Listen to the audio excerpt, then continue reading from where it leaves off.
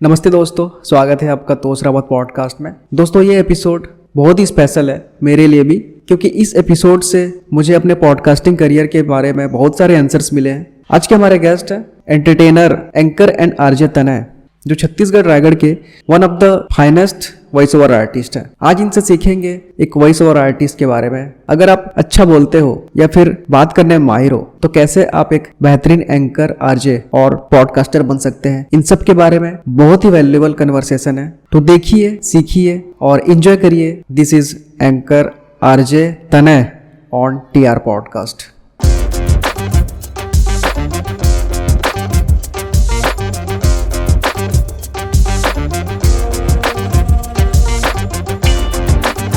Hi everybody, I am anchor in RJ तनय और आज मैं हूँ तोश रावत पॉडकास्ट पर।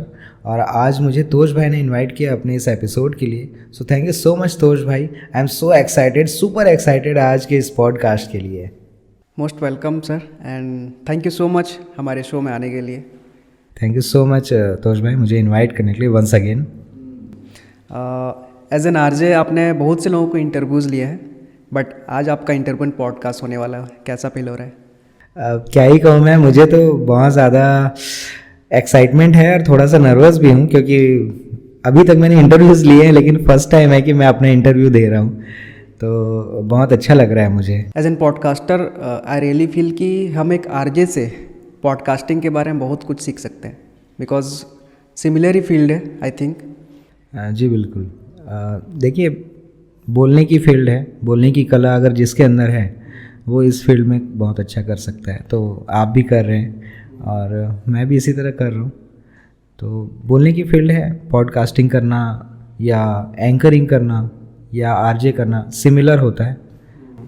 सो आज लोगों को एक आरजे, एक एंकर कैसे बनेंगे, इसके साथ एक पॉडकास्टर कैसे बनेंगे, इसकी भी इंसाइट्स मिलने वाली है। जी बिल्कुल। ओके। हर एक पर्सन अपना करियर बनाने के लिए पहले एजुकेशन लेता है एंड देन उसके अकॉर्डिंग अपना प्रोफेशन चूज़ करता है। बट आपने उस ट्रेडिशनल करियर को छोड़कर अलग डोमेन में अपना प्रोफेशन बनाया है। सो एक इस आपने ये एंकरिंग और ये आरजे की प्रोफेशन में कैसे आए, कैसे बने आप, इसके बारे में बताइए। देखिए, ये बहुत लंबी जर्नी है मेरी और इसमें आना भी मतलब मेरा कोई पहले के से सोचा हुआ नहीं था। समय के साथ एक कुछ अपॉर्चुनिटी ऐसे आई कि मुझे इसमें आना पड़ा। और बात अगर करें कि इस फील्ड में कैसे आया मैं, तो जैसे मैं आपको बताना चाहूँगा कि मेरी एक शॉप भी है जिसमें मैं अपनी कंप्यूटर सर्विसेज देता था। ओके। अभी भी है वो शॉप। ये जब मैं एंकरिंग में नहीं था, आरजे में नहीं था, तब रेडियो में मैंने नहीं किया था, उस समय की बात है। जस्ट मैं एक शॉप का ऑनर था और अपनी सर्विसेज देता था। तो शहर के लोग मुझसे अपने वर्क से कुछ कुछ काम लेके आते थे और वो काम मैं करके देता था। अब जब लोगों को ये पता था कि कंप्यूटर के बहुत सारी सर्विसेज यहाँ पे होती हैं, तो वैसे ही हमारे एक परिचय के भैया हैं, उन्होंने वो आए और उन्होंने पूछा मुझसे कि तनय, आपके यहाँ कुछ ऑडियो रिकॉर्डिंग हो जाएगी क्या, जो मुझे अपने एक स्कूल के लिए एडवर्टाइजमेंट के लिए रिकॉर्डिंग करना है। अब मेरी एक प्रॉब्लम है कि मैं जब कोई भी क्लाइंट मेरे पास आता है ना, तो मैं उनको कभी मना नहीं करता किसी भी काम के लिए। ओके। मुझे नहीं आता था कि वॉइस रिकॉर्डिंग क्या होता है, मुझे यही नहीं पता था उस समय। ओके। ठीक है, मैंने उनको हाँ कह दिया और उनसे थोड़ा सा टाइम ले लिया कि हाँ मुझे थोड़ा टाइम दीजिए, मैं इसको करके दूंगा आपको। उनसे मैंने मैटर ले लिया रिकॉर्डिंग का। अब वहाँ से मुझे सोचना पड़ा कि यार मैंने हाँ तो बोल दिया है, अब इस काम को करके कैसे दूँ मैं। फिर मैंने थोड़ी रिसर्च करी कि ये काम कैसे हो पाएगा। मेरे एक फ्रेंड है, उनका नाम घनश्याम है, बचपन के दोस्त हैं। वो थोड़ा बहुत इसमें उनका पकड़ था, तो मुझे लगा कि उनसे एक बार पूछूं मैं कि कैसे होगा ये। तो उन्होंने मुझे गाइड किया कि तनय ऐसे करके होगा ये। ठीक है, मेरा निकनेम बंटी है, तो वो बंटी करके बोलते थे कि ऐसे करके होगा बंटी, उसको कर सकते हैं अपन। तो मैंने कहा कि यार मिल के करेंगे इस काम को, थोड़ा हेल्प करना मेरे को। बोले ठीक है, बिल्कुल करेंगे। ठीक है। अब ये काम मैंने पहले सोचा नहीं था, अचानक से आया।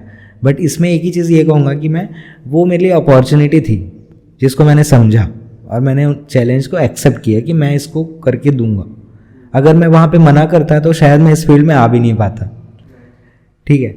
तो मैंने वो रिकॉर्डिंग करके दी उन्हें और उनको पसंद भी आया और फिर उन्होंने उस ऑडियो को यूज़ भी किया अपने एडवर्टीज़मेंट के लिए, ठीक है।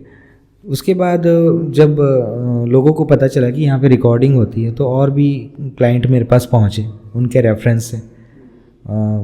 जब वो रिकॉर्डिंग शहर में घूम रहे थे प्रचार के लिए, तो जिनको ज़रूरत होती थी वो पूछते थे कि ये रिकॉर्डिंग कहाँ पर हुई है, तो वहाँ से उनको रेफरेंस मिला कि यहाँ से रिकॉर्ड हुआ है। वैसे करके मेरे पास क्लाइंट आने लगे। तो फिर मुझे ये समझ में आया कि हाँ, ये भी एक फील्ड है जिसमें हम कुछ अर्निंग कर सकते हैं। तो मुझे भी इंटरेस्ट आने लगा। तो मैंने एक नॉर्मल सा माइक लिया हुआ था, उस समय कोई प्रोफेशनल माइक नहीं था।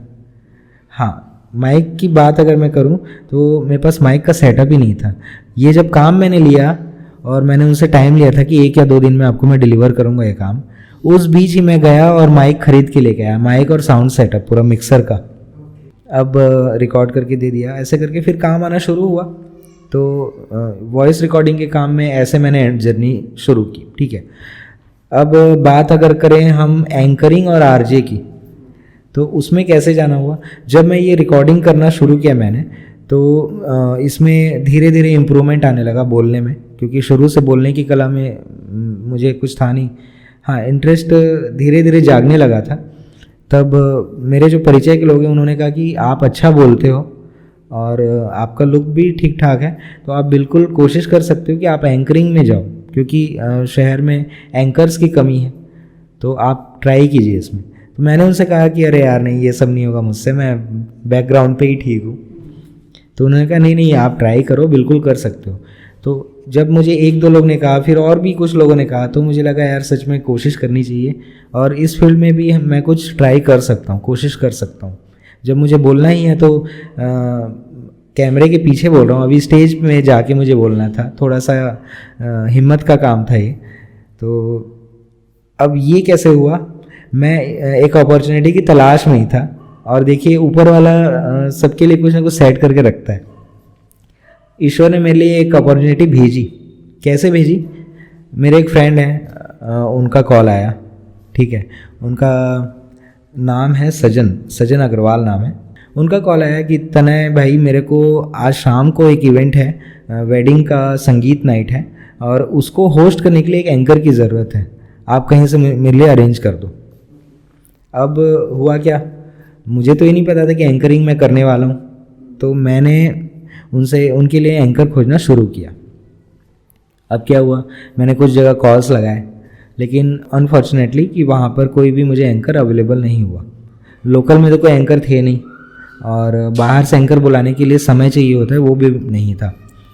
तो मैंने उनको रिटर्न कॉल किया कि सजन भाई नहीं हो पा रहा है और कैसे करें। तो उन्होंने कहा अरे तनय भाई, बहुत ज़रूरी है, शाम का संगीत नाइट है, पूरा प्रोग्राम बिगड़ जाएगा, तो कैसे करें। अब उनकी दुविधा देख के ना अचानक से मेरे दिमाग में आया, तो हो सकता है ये मेरे लिए भगवान ने एक अपॉर्चुनिटी भेजी है, तो मुझे एक्सेप्ट करना चाहिए। मेरी पुरानी आदत है कि मैं अपॉर्चुनिटीज़ और ना चैलेंजेस एक्सेप्ट करता हूँ, क्योंकि मेरा ये मानना है कि जब तक आप चैलेंजेस को एक्सेप्ट नहीं करोगे आप आगे नहीं बढ़ पाओगे। तो उस टाइम भी मेरे दिमाग में ये चीज़ आई, और मैंने उस चैलेंज को समझा और मैंने उनको अचानक से ही बोल दिया कि हाँ चलिए टेंशन मत लीजिए, मैं इस प्रोग्राम को आपका अच्छे से करके दे दूँगा। ओके। जबकि मुझे नहीं पता था एंकरिंग कैसे होती है, ठीक है। और दोपहर को 3 बजे मेरे पास कॉल आया था और शाम को 6 बजे कॉल टाइम था। मेरे पास 3 घंटे का समय था कि मैं इस फील्ड में एंट्री करूं और इसके बारे में एक्सपीरियंस लूं कि होता कैसे है संगीत नाइट का होस्टिंग। जस्ट फिर मैंने उस 3 घंटे में मैंने रिसर्च की, मैंने वीडियोस देखे यूट्यूब पर, देखे कि एंकर्स कैसे होस्ट करते हैं इवेंट को, ठीक है। कंटेंट मेरे पास कुछ भी नहीं था। देखिए, कोई भी एंकर अगर होस्ट करने जा रहा है तो उसके पास कंटेंट होता है कि मुझे करना क्या वहाँ पे। मैं बिल्कुल ब्लैंक था, मुझे नहीं पता था करना क्या है। अपने आप को प्रिपेयर किया मैंने, थोड़ा सा ड्रेसअप अच्छा किया मैंने अपना, ठीक है। एक प्रोफेशनल एंकर जो ड्रेसअप होता है, तो वो सब किया मैंने और पहुंच गया एंकरिंग करने वहाँ पे वेन्यू पर। अब वहाँ पे लोग मेरे से आके मिल रहे हैं, हाँ सर हमारा परफॉर्मेंस है। अब मुझे ऐसा लग रहा था यार मेरे को इन लोग सर सर बोल रहे हैं, मुझे तो कुछ आता नहीं है कैसे करूँगा मैं। ठीक है, फिर जैसे तैसे मैंने अपने आप को हिम्मत दिलाई, स्टेज पे गया और एक नए एंकर के हिसाब से मैंने ठीक ठाक कर लिया। उन्होंने बहुत थैंक यू कहा मुझे कि भैया आपकी वजह से हमारा इवेंट बिगड़ने से बच गया। तो ये जर्नी है मेरी, अगर मैं एंकरिंग की बात करूँ। अब आपने पूछा कि आरजे में, रेडियो में मैं कैसे आया। जब मैं एंकरिंग शुरू किया तो मैंने कुछ शोज़ किए थे और उस बीच ही मेरे पास कॉल आया, हमारे रायगढ़ के हमारे मित्र हैं नरेंद्र भाई, उनका कॉल आया कि तने भैया आप इस फील्ड में एंकरिंग में अच्छा काम कर रहे हो तो आपके लिए एक और अपॉर्चुनिटी है, एक रेडियो के लिए आरजेस की तलाश हो रही है रायगढ़ लोकल, तो क्या आप उसमें करना चाहेंगे। तो मेरे दिमाग में फिर एक बत्ती जली कि यार ये फील्ड में अगर मैं हूँ तो रेडियो में भी मैं कोशिश कर सकता हूँ, रेडियो अच्छी चीज़ है।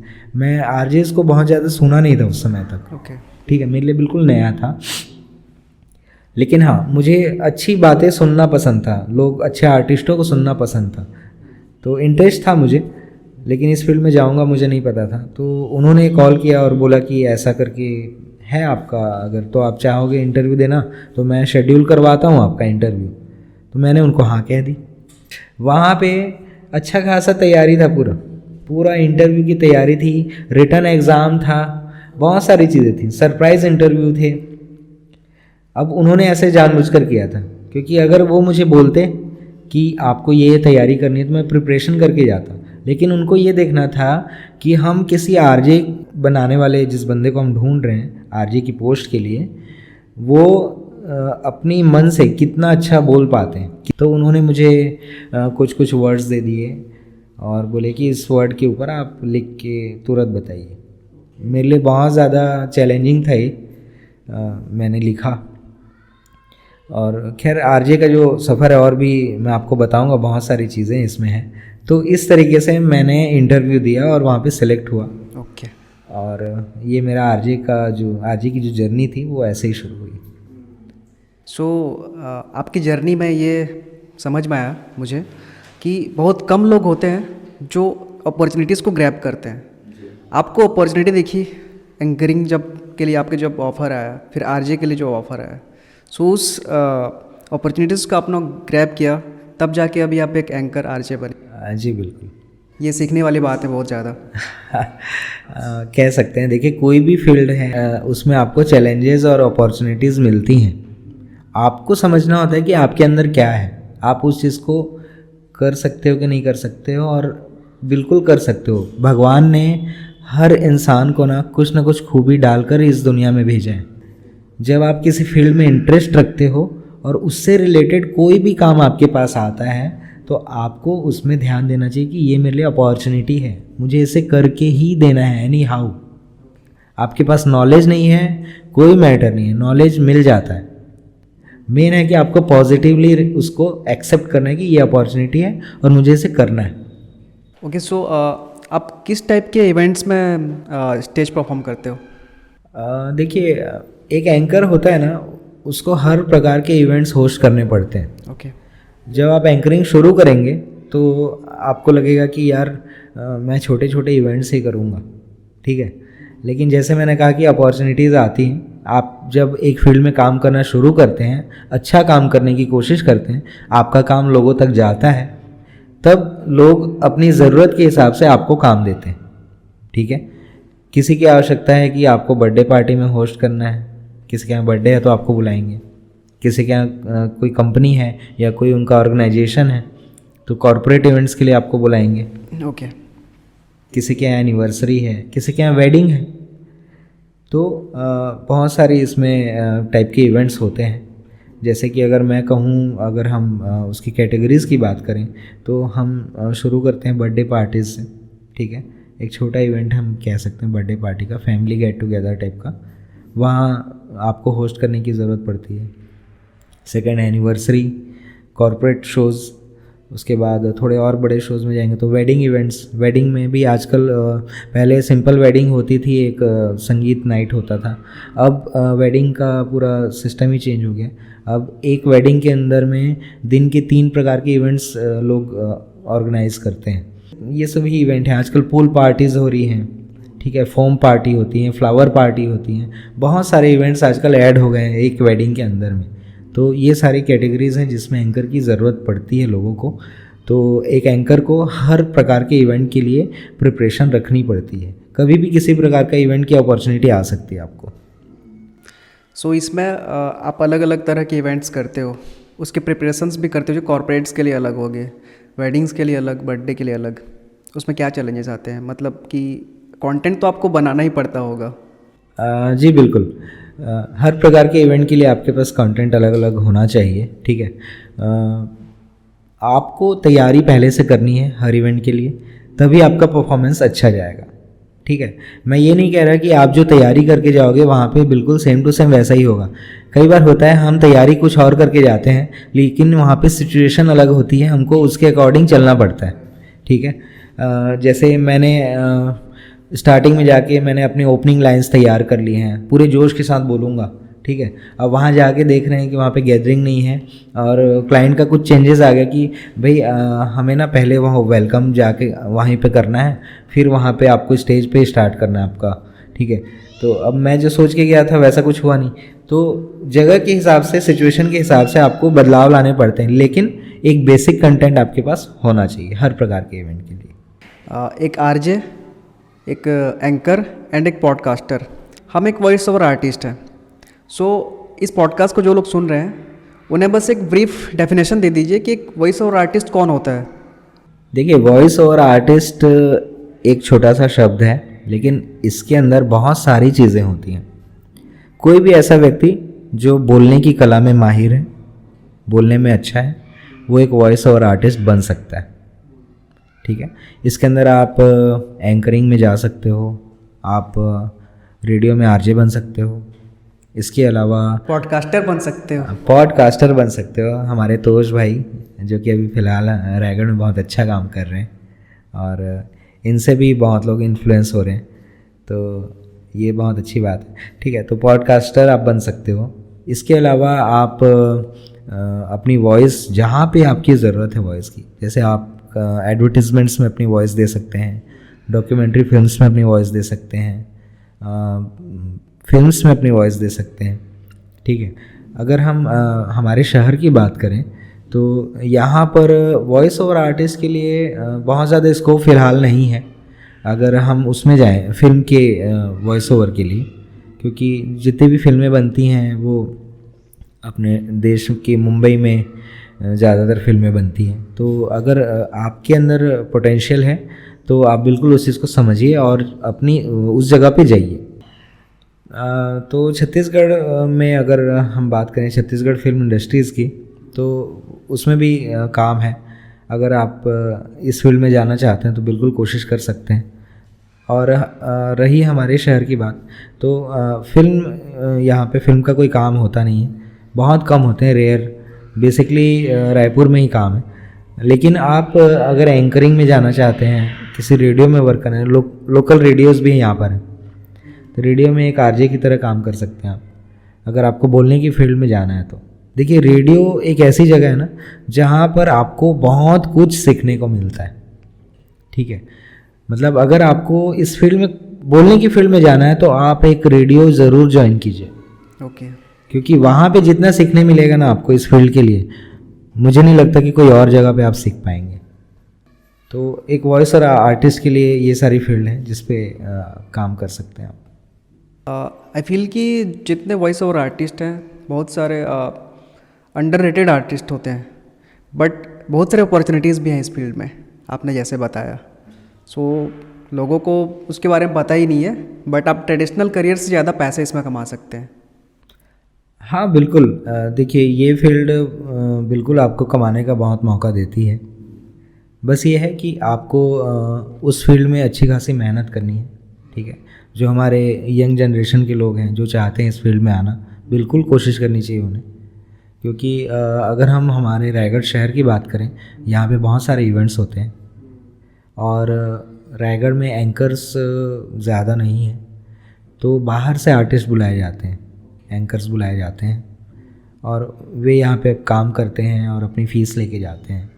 तो जब हमारे शहर के लोगों में अगर ये आर्ट है तो उन्हें बिल्कुल कोशिश करनी चाहिए और फील्ड अच्छी है कमाने के लिए। अगर आप सोचें, बिल्कुल आप इसको करियर की तरह चूज़ कर सकते हैं।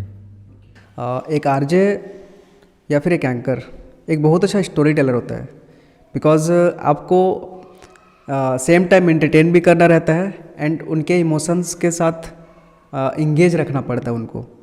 सो एक स्टोरी टेलर कैसे बनते हैं ये बताइए। स्टोरी टेलर की बात करें तो देखिए, हम सभी स्टोरी टेलर हैं। ओके। हर व्यक्ति स्टोरी टेलर है। जब हम दो दोस्त भी आपस में बात करते हैं, आप भी बात करते होंगे या कोई दो लोग बात करते हैं, तो उनकी जो बोलने की जो स्टाइल है, ठीक है, उस स्टाइल को लोग अपनी स्टाइल को समझ नहीं पाते हैं। एक्चुअल में ये जो फील्ड है उसमें आपको वैसे ही बात करनी जैसे आप आपस में बात कर रहे हैं, ठीक है। हम नॉर्मली बात करते हैं, उसमें भी हम ऐसी चीज़ें हमारी होती हैं जो एक हमारे लाइव किसी शो में या मतलब एंकरिंग में अगर बोलें तो, और या फिर रेडियो में एक आरजे का कोई शो है उसमें भी वैसे ही होता है। तो स्टोरी टेलर सब हैं, बस उस चीज़ को समझने की ज़रूरत है। एंकरिंग में बात करें तो हमें फील्ड पर, हमें उस वेन्यू पर, उस प्रोग्राम में लोगों को एंटरटेन करना होता है।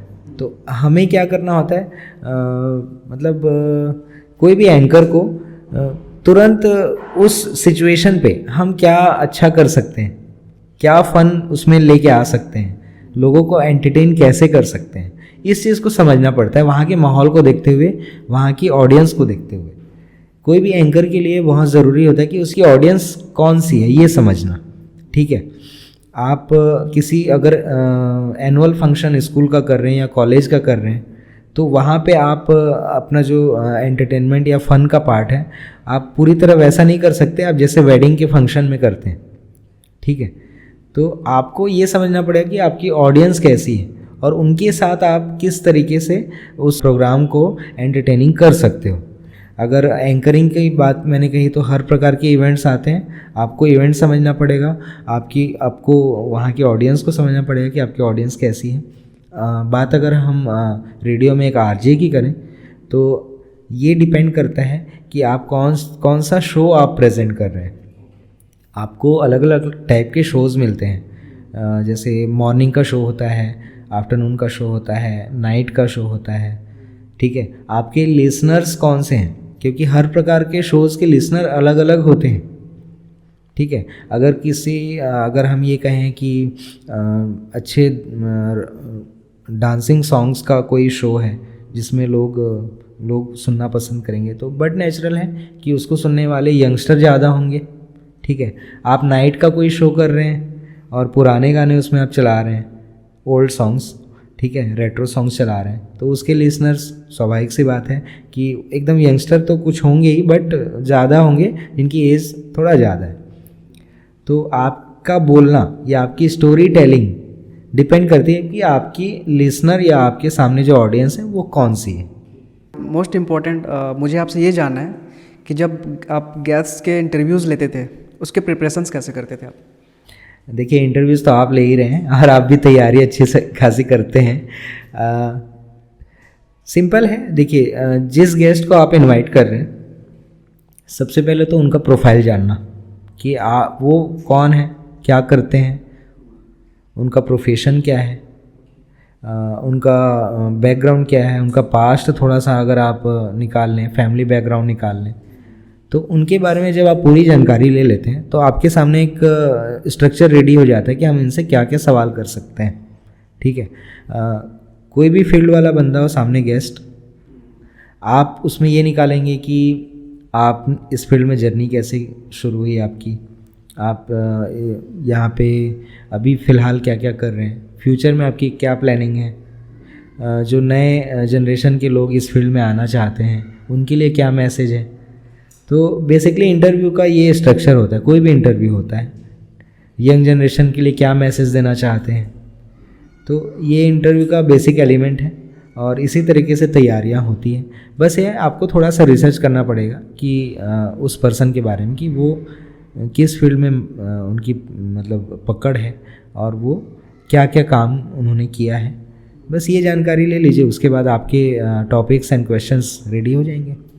मैं ये सारी चीज़ें इसलिए पूछ रहा हूँ बिकॉज लोगों को आई थिंक पता होना चाहिए कि हम जिस प्रोफेशन में हैं हम लोग के कंटेंट बनाने में कितना रिसर्च करना पड़ता है गेस्ट के साथ मिल के डिस्कस करके, ताकि उनको अच्छा एक कंटेंट दे सकें। बिल्कुल, देखिए कोई भी एपिसोड जब रेडी होता है तो कंप्लीट बनने के बाद आप उसे लोगों को सुनने के देखने के लिए पोस्ट करते हैं, ठीक है। लोगों को सिर्फ वही चीज़ दिखती है जी, लेकिन इसके बैकग्राउंड में कितनी तैयारियां और मेहनत लगती है ये सभी लोग नहीं समझ पाते हैं। क्योंकि देखिए एक आर्टिस्ट होता है वो बारीकी से चीज़ों को देखता है, समझता है, लेकिन एक नॉर्मल पर्सन वो सिर्फ देखता है, सुनता है, उसके पीछे क्या क्या होता है उतना उन्हें नॉलेज नहीं होता है। तो इस फील्ड में भी हैं बहुत सारी चीज़ें और पॉडकास्टिंग में भी अच्छी खासी तैयारी लगती है। वैसे ही मैं जब रेडियो में था, आरजे था, मुझे शोज़ दिए जाते थे, कई शोज़ करने थे। उसमें से कुछ शोज़ होते हैं जो इंटरव्यू वाले, तो उसमें मुझे भी ऐसे ही तैयारियां लगती थी कि हम गेस्ट से कांटेक्ट करते थे, उनके बारे में थोड़ी जानकारी ले लेते थे और फिर एक टॉपिक्स रेडी करके उनके साथ शेयर करते थे कि हम इन टॉपिक पे आपके साथ में बात करेंगे। और कई इंटरव्यूज़ होते हैं जो लाइव होते हैं, ठीक है, वो बहुत सावधानी से करने पड़ते हैं क्योंकि लाइव होते हैं तो आप उसमें कोई भी एडिटिंग नहीं करते हैं, डायरेक्ट ये सुनने के लिए जाता है लोगों को, ठीक है। तो ज़्यादातर इंटरव्यूज़ तो रिकॉर्डेड ही जाते हैं, कोई भी रेडियो हो, बहुत कम रेडियो हैं जो लाइव इंटरव्यू करते हैं। एज ए पॉडकास्टर हम जब एक पॉडकास्टिंग के लिए गेस्ट इंटरव्यूज़ करते हैं तो आपने जैसे बताया उसी तरीके से करते हैं हम, बट एक रेडियो जॉकी जो है वो रियल टाइम पे उनको करना रहता है वो सारी चीज़ें। एंड आई थिंक कि इस इनसाइट के बारे में मुझे और जानना है, आरजेस के बारे में, तो आपका वर्क कैसा रहता है, क्या है उसके बारे में बताइए। देखिए रेडियो की जो मेरी जर्नी रही है वो बहुत इंटरेस्टिंग रही है। रेडियो में कैसे मैंने एंट्री की वो तो मैंने आपको बताया था। वहाँ जाने के बाद मुझे पता चला कि जो मैं सोचता था उससे बहुत ही अलग है क्योंकि जब हम आरजेस को सुनते हैं तो हमें लगता है कि आरजेस बहुत अच्छा बोलते हैं, ठीक है, उनको कंटेंट दे दिया जाता है, बस वो अपने स्टाइल में बोल देते हैं।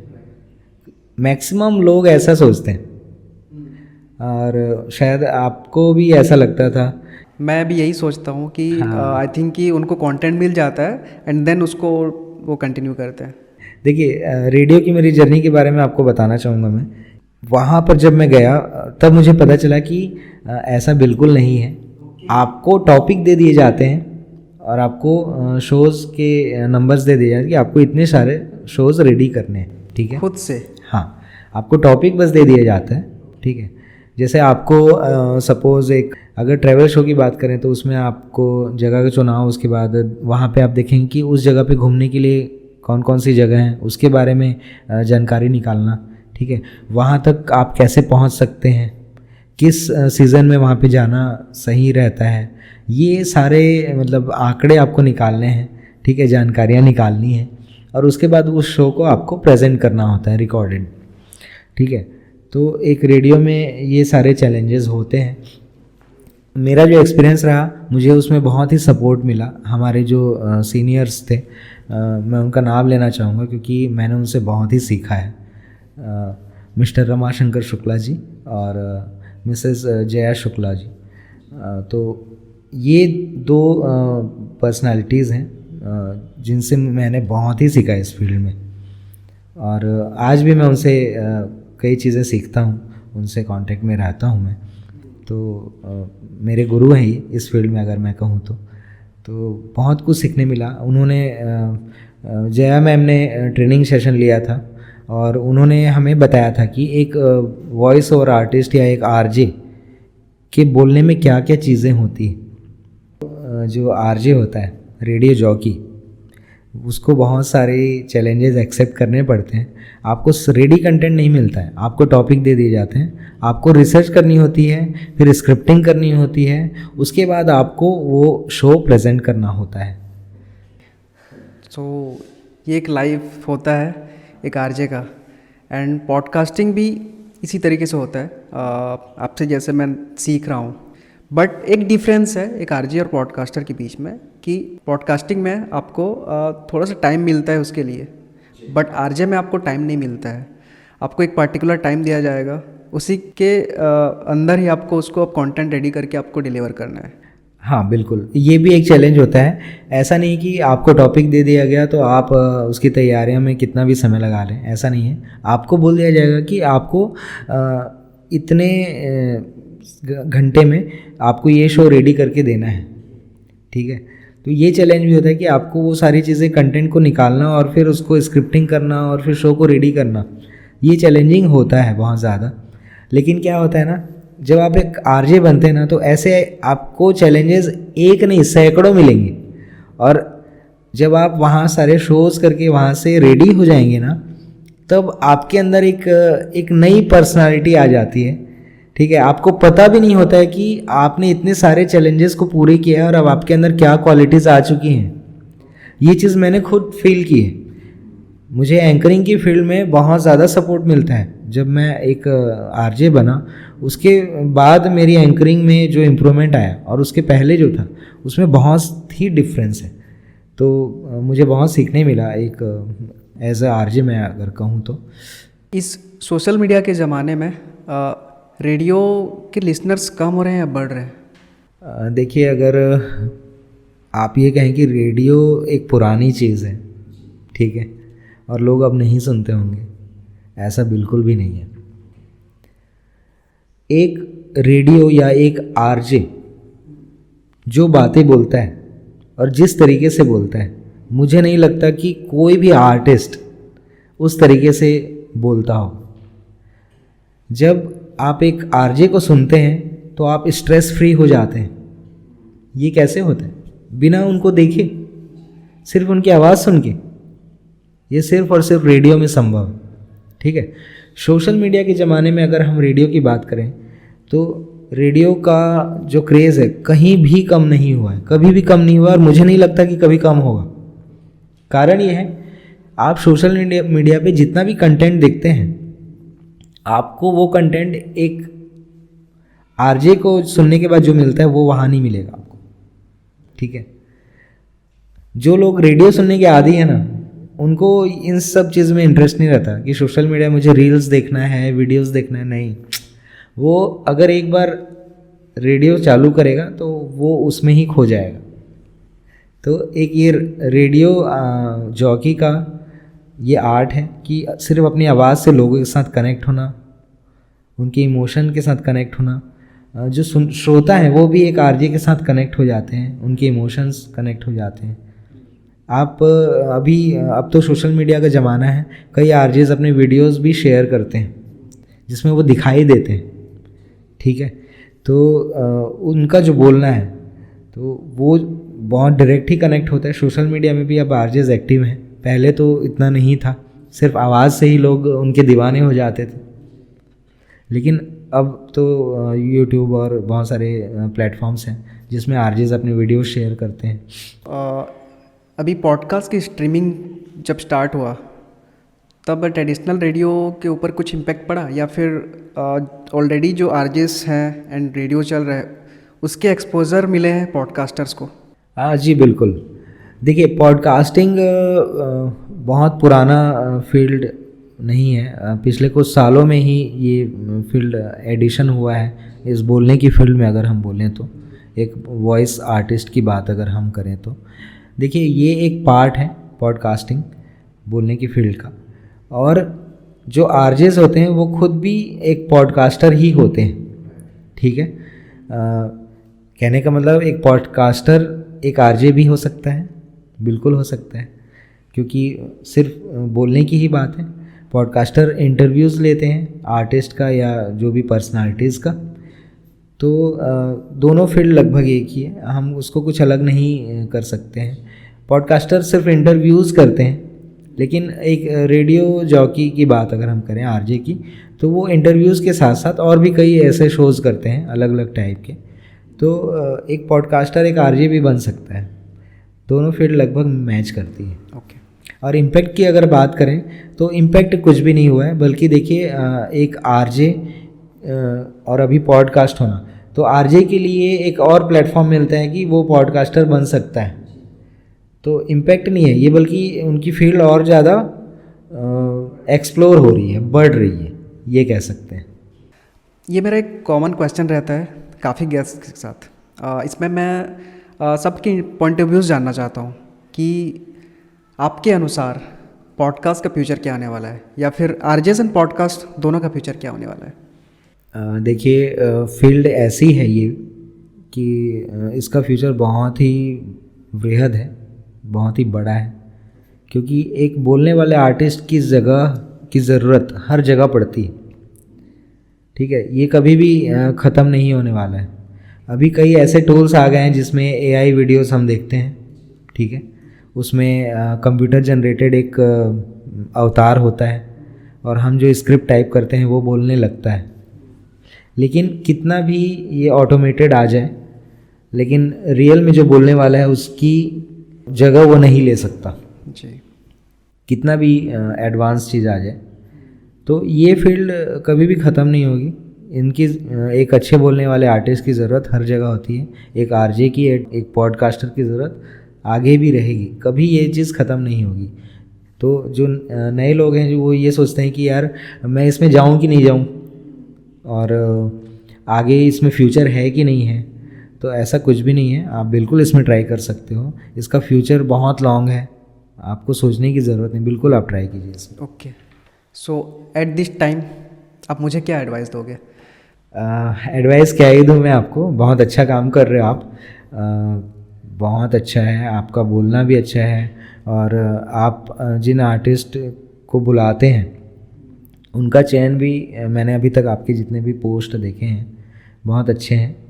तो बल्कि आप बहुत अच्छा काम कर रहे हैं, जो आर्टिस्ट मेहनत करते हैं उनको आप लोगों के सामने लेके आ रहे हैं।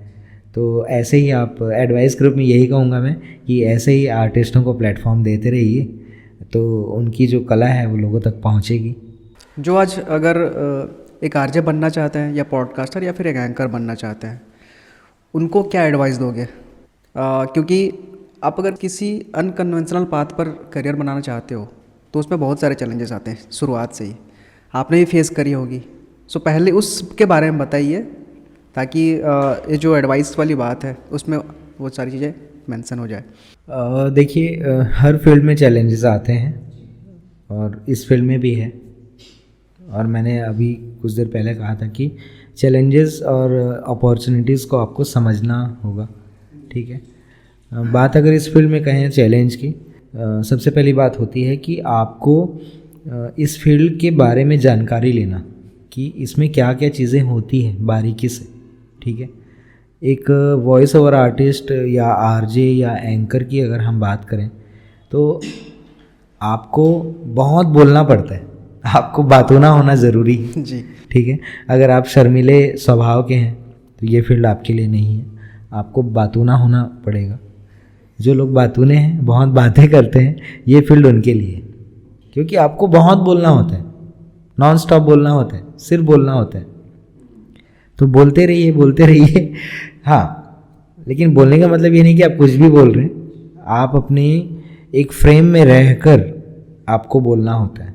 अगर ख़ास मैं कहूँ तो एक आरजे की बात अगर मैं करूँ तो आपको उस फ्रेम के बाहर नहीं जाना होता है, आपको उस फ्रेम में रहकर अच्छा बोलना होता है, ऐसा बोलना होता है कि सुनने वालों को मज़ा आए, उनकी आपकी बातों से वो प्रभावित हों।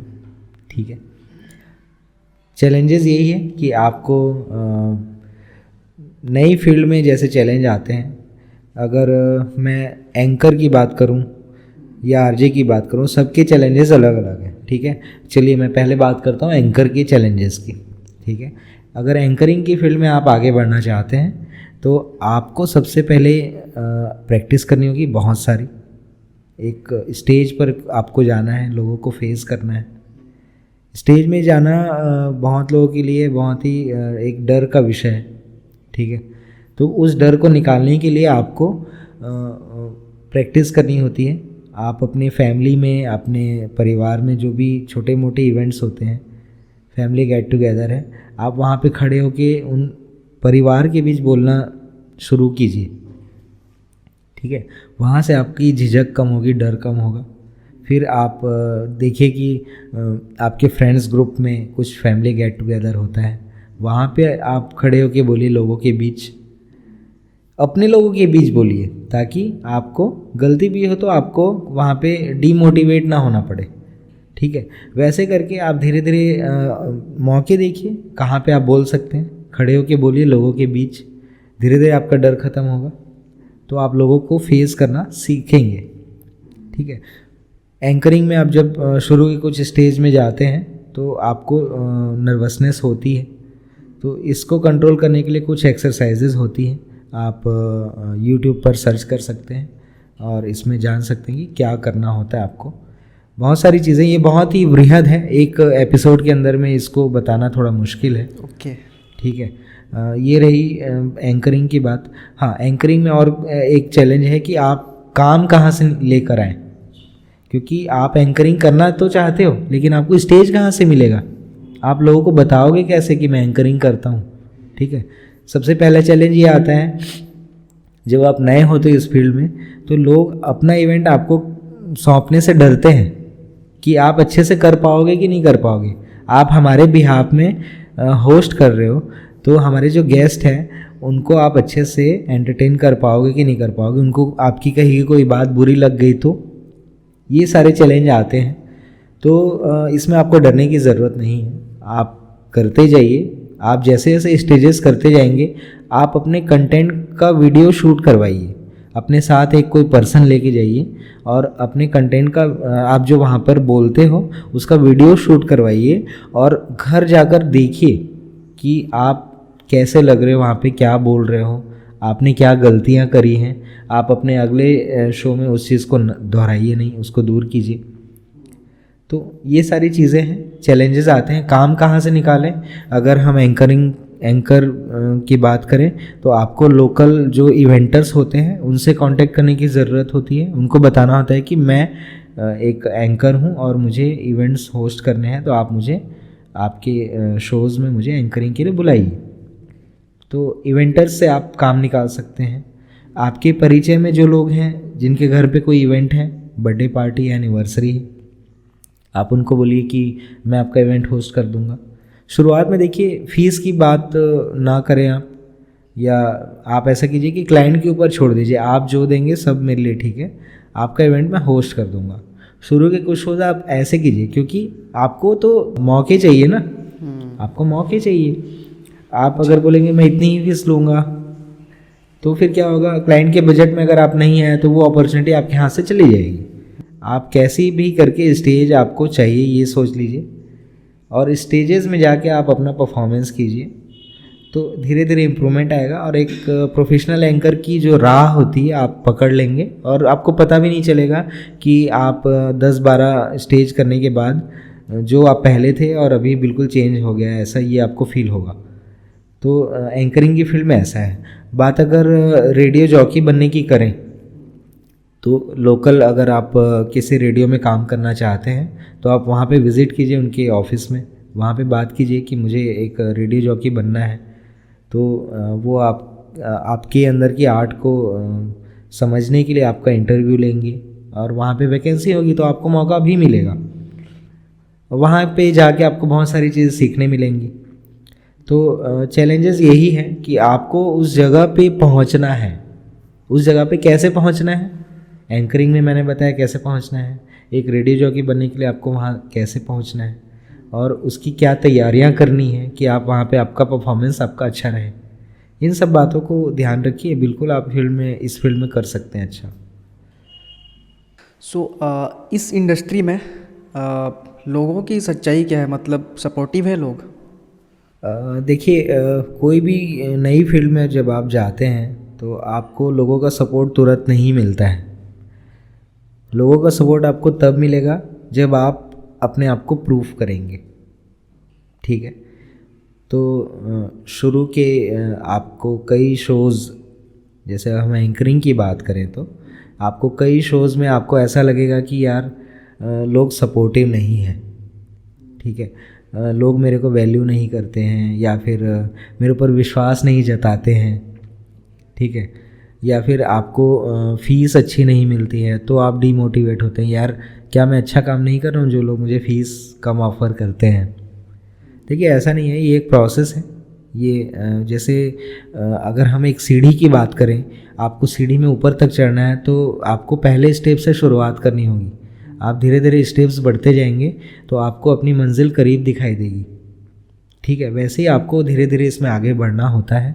आप अपने परफॉर्मेंस के ज़रिए लोगों को इस चीज़ का भरोसा दिला पाएंगे कि आप एक अच्छे आर्टिस्ट हैं और आप बड़े शोज़ भी करने की क्षमता रखते हैं। तो ये चीज़ धीरे धीरे डेवलप होती है। हमारे शहर की बात करें तो शुरुआत में मेरे साथ भी ऐसे ही हुआ। शुरुआत में मुझे कई बार सपोर्ट नहीं मिला।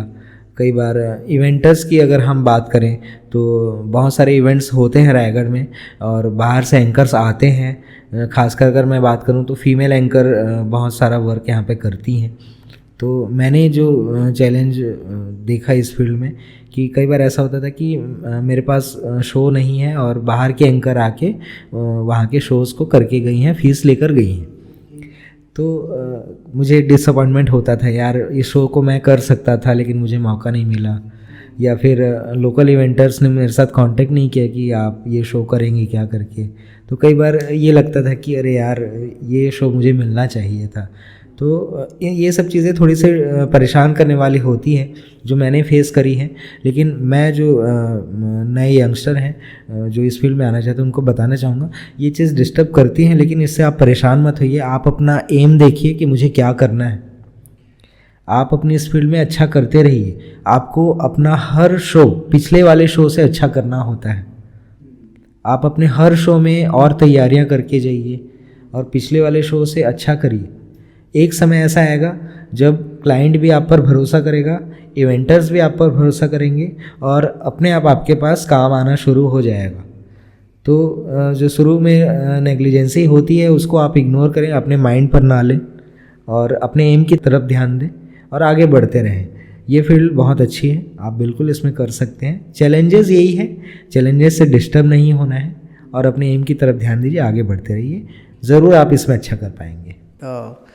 मुझे आपसे इवेंट मैनेजमेंट के बारे में थोड़ा सा इंसाइट लेना है, बिकॉज आप बहुत सारे इवेंट्स में परफॉर्म करते हो, सो आपको थोड़ा सा इंसाइट्स भी पता ही होंगे। सो फॉर एग्जांपल जैसे मुझे कोई इवेंट कराना है, ऑर्गेनाइज़ करानी है, तो उसका बजट कैसे सेट करेंगे एंड कैसे उसको इवेंट को ऑर्गेनाइज़ करेंगे? देखिए, अगर आप एक ऑर्गेनाइज़र हैं और आपको कोई इवेंट करना है, ठीक है, तो सबसे पहले तो आप ये देखेंगे कि लोकल में कौन इवेंटर हैं जो इस काम को अच्छे से कर पाएंगे, ठीक है। डिपेंड करता है कि आपका इवेंट क्या है। इवेंट अलग अलग टाइप के होते हैं, जैसे एक वेडिंग इवेंट होता है या कोई कॉर्पोरेट इवेंट होता है या कोई एनिवर्सरी है, बर्थडे पार्टी है, ठीक है। इवेंट अलग अलग तरह के होते हैं, हर इवेंट की अलग अलग ज़रूरतें होती हैं, ठीक है। इवेंटर्स के पास बहुत सारे आइडियाज़ होते हैं कि आप इस इवेंट को खूबसूरत करने के लिए क्या कर सकते हैं। सपोज़ एक वेडिंग इवेंट है तो उसमें आजकल की वेडिंग्स में बहुत सारे अंदर इवेंट्स होते हैं। जैसे पहले वेडिंग में सिर्फ क्या होता था, भाई एक संगीत होता था और एक फेरे वगैरह होके शादी हो जाती थी, ठीक है। अभी की वेडिंग में बहुत सारे इवेंट्स होते हैं, सुबह का इवेंट अलग, दोपहर का इवेंट अलग, शाम का इवेंट अलग, रात का इवेंट अलग, ठीक है। तो उन इवेंट्स में आप क्या क्या चीज़ें कर सकते हैं ये एक इवेंटर आपको बता सकता है। आपको बताएगा कि आप इसमें ये खूबसूरती डाल सकते हैं। जैसे एक संगीत नाइट है, अगर हम संगीत नाइट की ही बात करें, इसमें क्या होता है, एक अच्छा डेकोरेशन होता है, ठीक है, अच्छा स्टेज होता है, स्टेज लाइट्स होती है, ठीक है। इसके साथ आजकल स्पेशल इफ़ेक्ट्स होते हैं, जैसे अगर ग्रूम एंड ब्राइड का परफॉर्मेंस है तो आपको बैकअप डांसर्स की ज़रूरत पड़ेगी।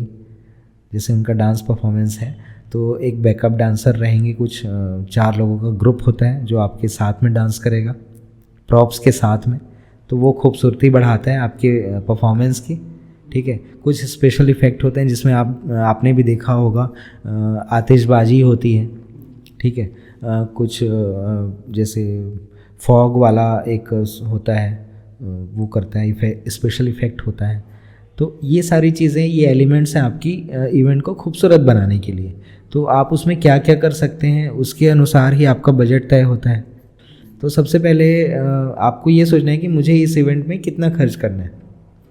आप इवेंटर को बजट देते हैं, फिर वो आपको बताएंगे कि इस बजट के अंदर में हम आपको क्या क्या चीज़ें करके दे सकते हैं। तो आप पहले बजट तय करिए कि मुझे कितना खर्च करना है, इवेंटर से कांटेक्ट कीजिए और फिर उसमें उस चीज़ को अच्छा करने के लिए ये चीज़ें ऐड कर दीजिए।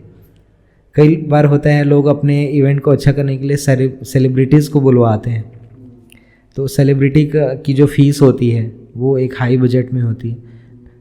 तो कोई बड़े इवेंट्स होते हैं, आप उसमें ये चीज़ कर सकते हैं। तो सेलिब्रिटीज़ को जो बुलाते हैं वो डायरेक्टली इवेंट्स मैनेजर कॉन्टेक्ट करते हैं, आपको खुद को करना पड़ता है उनके लिए? इवेंट मैनेजर ही ये काम करते हैं। सेलिब्रिटी मैनेजमेंट उनका एक पार्ट है, ठीक है। जैसे डेकोरेशन है, साउंड है, लाइट है, आर्टिस्ट प्रोवाइड करना है, इसी तरह सेलिब्रिटी मैनेजमेंट भी उनका एक पार्ट ऑफ वर्क है। तो आप इवेंट मैनेजर से बोल सकते हैं कि मुझे अपने प्रोग्राम को खूबसूरत करने के लिए, लोगों के अट्रैक्शन के लिए एक कोई सेलिब्रिटी कॉल करना है with in this budget. Okay. तो वो आपको बताएंगे कि इस बजट के अंदर में कौन से सेलिब्रिटी आ सकते हैं। तो इस तरीके से एक पूरा इवेंट आप प्लान कर सकते हैं। और तरह तरह के इवेंट में अलग अलग ज़रूरतें होती हैं।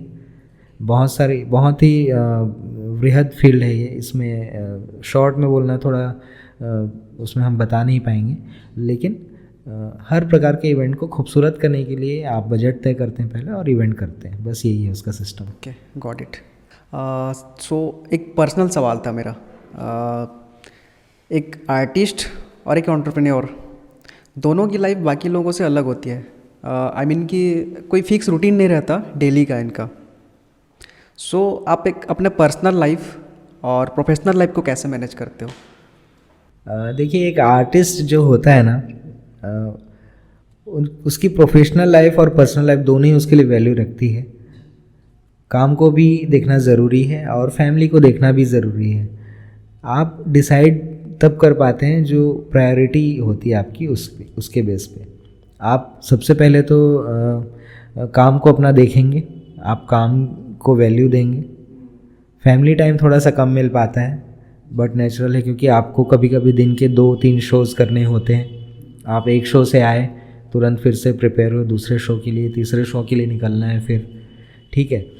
प्रायोरिटी होती है, काम को प्रायोरिटी देना पड़ता है कई बार। हाँ, बहुत ज़्यादा इमरजेंसी इश्यूज़ हैं, अगर फैमिली में किसी का मेडिकल इशू आ गया तो बिल्कुल आपको जाना ही पड़ेगा। तो ये चीज़ें हैं, मैनेज करना पड़ता है। फैमिली को भी टाइम देना ज़रूरी है। तो जब मेरे इवेंट्स नहीं होते, मेरे पास शो नहीं होते हैं, तो मैं उस टाइम का यूज़ करता हूँ अपनी फैमिली को देने के लिए, ताकि उसके आगे पीछे जब मैं बिज़ी हूँ तो वो जो चीज़ नहीं हो पाई है, मुझे टाइम नहीं मिल पाया, उसको मैं अच्छा यूज़ कर पाऊँ उस समय, ठीक है। तो यही होता है कि जब आपके शोज़ नहीं होते हैं तो आप फैमिली के साथ टाइम स्पेंड कीजिए, कहीं घूमने जाइए, और बाकी समय पूरा काम पे कंसंट्रेशन रहता ही है। हम इस पॉडकास्ट के एंड में आ चुके हैं एंड आपसे बात करके बहुत अच्छा लगा। और इससे पहले भी हमने जितनी बातें करी हैं, आपसे बहुत कुछ सीखने को मिला एंड आज भी बहुत सारी अच्छी बातें आपसे जानने को मिली। एंड आप जितने अच्छे एक आर्टिस्ट हो, उतने अच्छे एक इंसान भी हो, ये मैंने जाना। और इस पॉडकास्ट में आने का आपका एक्सपीरियंस कैसा रहा, ये बताइए। देखिए, जैसे मैंने शुरुआत में कहा था कि मैं बहुत ज़्यादा एक्साइटेड था कि मैं एक पॉडकास्ट चैनल पे अपना इंटरव्यू देने जा रहा हूँ। तो बहुत ज़्यादा एक्साइटेड था मैं, और थोड़ा सा नर्वस भी था, क्योंकि मैंने अभी तक इंटरव्यूज़ लिए थे लेकिन दिया कभी नहीं था। लेकिन यहाँ पर आकर मुझे बहुत ही अपनापन सा लगा आपके साथ बात करके, और पहले भी आपसे मिला था मैं, और बहुत अच्छा एक्सपीरियंस था मेरा, बहुत अच्छा एक्सपीरियंस रहा। और यही कहूँगा नए आर्टिस्ट को, सभी को मैं, कि आप अच्छा काम करते रहिए, और ऐसे प्लेटफॉर्म्स जब आपको मिलते हैं तो इंटरव्यूज़ दीजिए, ताकि आपकी कला लोगों तक पहुँचे। और आप बहुत अच्छा काम कर रहे हैं तोष भाई, और थैंक यू सो मच, मुझे आपने अपने इस एपिसोड पे बुलाया। मोस्ट वेलकम, और थैंक यू सो मच कि आप हमारे स्टूडियो में आए एंड मोस्ट वेलकम, मेरे साथ कन्वर्सेशन किया। एंड ऐसे ही हमारे बड़े भाई बन के हमें मेंटोरशिप देते रहिए। बिल्कुल, देखिए, सीखना सिखाना जीवन भर चलते रहता है। इसमें सीखने की जो फील्ड है ना, उसमें कोई भी छोटा या बड़ा नहीं होता, मेरा ये मानना है। आप अपने से छोटों से भी सीख सकते हो, बड़ों से भी सीख सकते हो। आपके अंदर एक स्टूडेंट होना चाहिए, ठीक है जी। जब तक आपके अंदर एक स्टूडेंट है, आप आगे बढ़ते रहेंगे, सीखते रहेंगे। तो वैसे ही जैसे आपने कहा कि आपने मुझसे बहुत कुछ सीखा है, मैंने भी आपसे बहुत कुछ सीखा है, और यहाँ से कुछ ना कुछ अच्छा लेकर ही जा रहा हूँ मैं यहाँ पे। तो बिल्कुल ये सहयोग चलता रहेगा, आदान प्रदान चलता रहेगा दोनों को। Okay, and thank you again. और इस पॉडकास्ट को हम यहीं पे अंत करते हैं, मिलेंगे फिर आपसे। Okay, thank you so much. Thank you so much everybody, bye bye. Bye bye.